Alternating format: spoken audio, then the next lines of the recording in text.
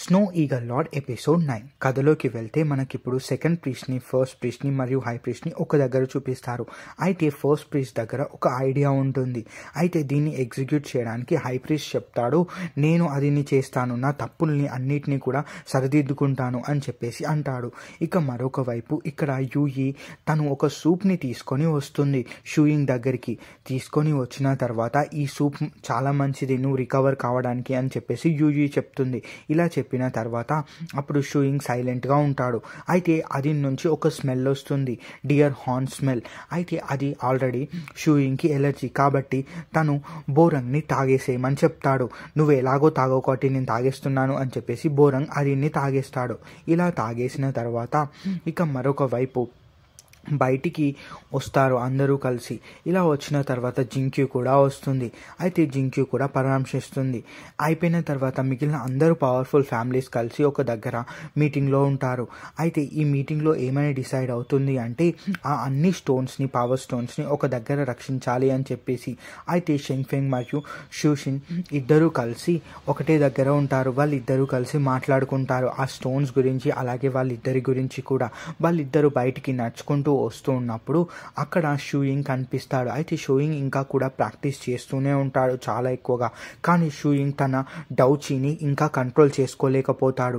అయితే ఇలా కంట్రోల్ చేసుకోలేకుండా ఉన్నందుకు నీ డౌచీ చాలా అన్కంట్రోలబుల్గా ఉంది అని చెప్పేసి షౌషిన్ ఇప్పుడు తనకి ఒక పవర్ స్టోన్ని ఇస్తుంది. ఇచ్చింది తను రాంగ్ చూస్తాడు, అంటే సీతుహాంగ్ వల్ల యంగర్ బ్రదర్ చూస్తాడు. ఇది చూసిన తర్వాత ఇంత వాల్యుబుల్ స్టోన్ని ఇచ్చినందుకు థ్యాంక్ యూ అని చెప్పేసి షూయింగ్ చెప్తాడు షిన్షిన్కి.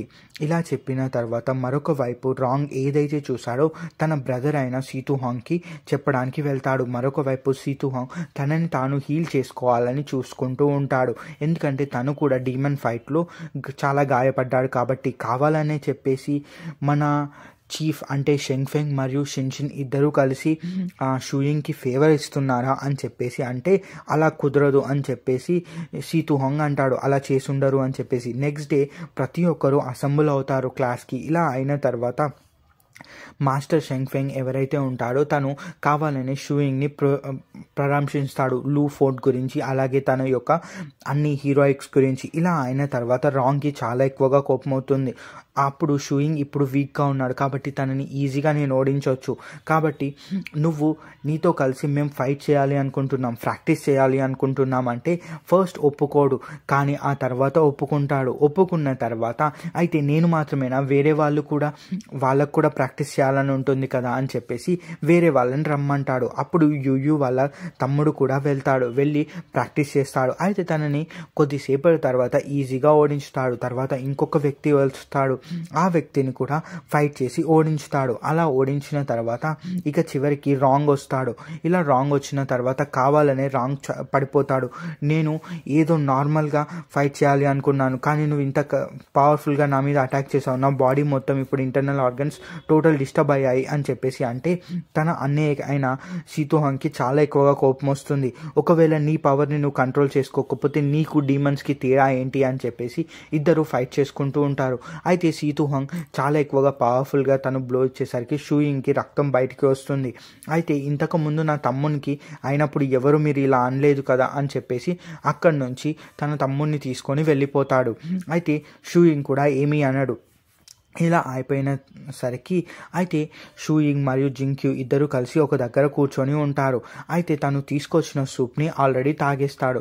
ఇలా తాగేసిన తర్వాత అప్పుడే తన దగ్గరికి యూయూ వస్తుంది. యూయూ వచ్చిన తర్వాత అది సాల్ట్ లేదు అన్న తర్వాత ఆ సాల్ట్లో సాల్ట్ తీసుకురావడానికి వెళ్తుంది. అప్పుడే బోరంగ్ కూడా వస్తాడు.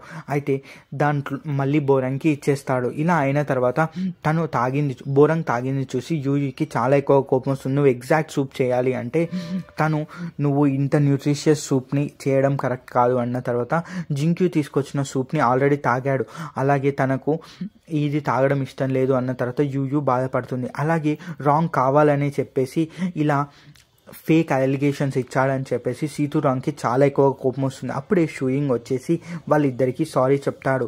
ఆ తర్వాత షూయింగ్ వెళ్ళి మళ్ళీ తను ప్రాక్టీస్ చేసుకుంటూ ఉంటాడు.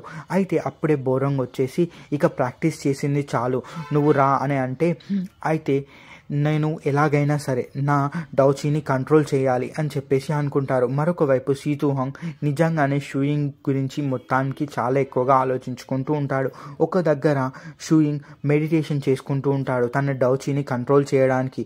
అప్పుడే షింగ్ఫెంగ్ చూసి, నువ్వు నీ డౌచీని చాలా ఎక్కువగా కంట్రోల్ చేయాలి అనుకుంటున్నావు, నీ దగ్గర టాలెంట్ ఉండొచ్చు, ప్లస్ మిగిలిన అన్నీ ఉండొచ్చు, కానీ తొందరపాటు అవసరం లేదు, నువ్వు ఎంత ఒకదాన్ని కంట్రోల్ చేయాలి అనుకుంటే అంత కంట్రోల్ కాకుండా ఉంటుంది అని ఎక్స్ప్లెయిన్ చేస్తారు. ఇది దూరం నుంచి సీతుహాంగ్ చూస్తాడు. అండ్ ఒక వ్యక్తి చాలా టాలెంటెడ్ పర్సన్ ఉండేవాళ్ళు, జీనియస్, కానీ వాళ్ళు చాలా ఎక్కువగా కంట్రోల్ చేయాలని చెప్పి ప్రాణాలని కోల్పోయారు అని చెప్పేసి అంటారు. మరొక వైపు ఇప్పుడు సెకండ్ ప్రీస్ట్ ఇప్పుడు అంకుల్ దగ్గరికి వెళ్తాడు. ఇలా వెళ్ళిన తర్వాత అయితే ఇక్కడ నాకు 10 బ్లడ్ లైన్ వెపన్స్ కావాలి అంటే బ్లడ్ లైన్ వెపన్స్ అనేటివి చాలా పవర్ఫుల్ అండ్ 10 డేస్లో 10 అంటే కుదరదు అని చెప్పేసి అక్కడున్న వ్యక్తులు అంటే చెప్తాడు అంకుల్కి. అయితే ఇలా చెప్పిన తర్వాత తనకు అస్సలు నచ్చదు. అయితే ఏన్షియంట్ బ్లడ్ లైన్ కావాలి అని అంటే తన చెల్లెల్ని తీసుకొచ్చి తన దగ్గర నుంచి కొంచెం రక్తం తీసుకొని ఆ ఫర్నెస్లో వేస్తాడు. ఇంత తక్కువ రక్తం అయితే కుదరదు అంటే ఒక బ్లడ్ ఎక్స్ట్రాక్టింగ్ డివైస్ని తనకి అటాచ్ చేసేసి అక్కడ నుంచి చాలా ఎక్కువ రక్తాన్ని ఎక్స్ట్రాక్ట్ చేస్తాడు. ఇది ఎక్స్ట్రాక్ట్ చేసింది షూయింగ్ వాళ్ళ అమ్మ చూసేసి చాలా ఎక్కువగా కోపం వస్తుంది షూయింగ్ వాళ్ళ అమ్మకు. ఎందుకంటే బ్లడ్ లైన్ వెపన్స్ అనేటివి చాలా పవర్ఫుల్, అలాగే చాలా డిస్ట్రక్షన్ని కాజ్ చేస్తాయి కాబట్టి. అయితే అందుకని తనకున్న పవర్స్ని మొత్తాన్ని యూజ్ చేసుకొని అక్కడున్న ఫర్నెస్ని మిగిలిన అన్నిటినీ బ్లాస్ట్ చేస్తుంది. ఇలా చేసిన తర్వాత, నీకు కొంచెమైనా ఉందా, నేను పవర్ఫుల్ కావాలి అనుకుంటున్నాను ట్రాన్సెండెంట్ నైట్ని, అండ్ నువ్వు అస్సలు కోఆపరేట్ చేయట్లేదు, అంటే నువ్వు పవర్ఫుల్ అయితే ఏముంది, నీకు మంచి చెడు ఏదో తెలీదు, అలాంటి వ్యక్తి పవర్ఫుల్ కాకూడదు అని చెప్పేసి అంటారు. సెకండ్ ప్రీస్ట్ దగ్గరికి వెళ్ళి ఏది జరిగిందో అది చెప్తాడు అంకుల్. ఇలా చెప్పిన తర్వాత అయితే నా దగ్గర ఒక ప్లాన్ ఉంది అని చెప్పేసి అంటే నేను వింటున్నాను అని చెప్పేసి అప్పుడు సెకండ్ ప్రీస్ట్ అంటాడు. తర్వాత ఏం జరుగుతుందో తెలుసుకోవాలనుకుంటే తప్పకుండా మా ఛానల్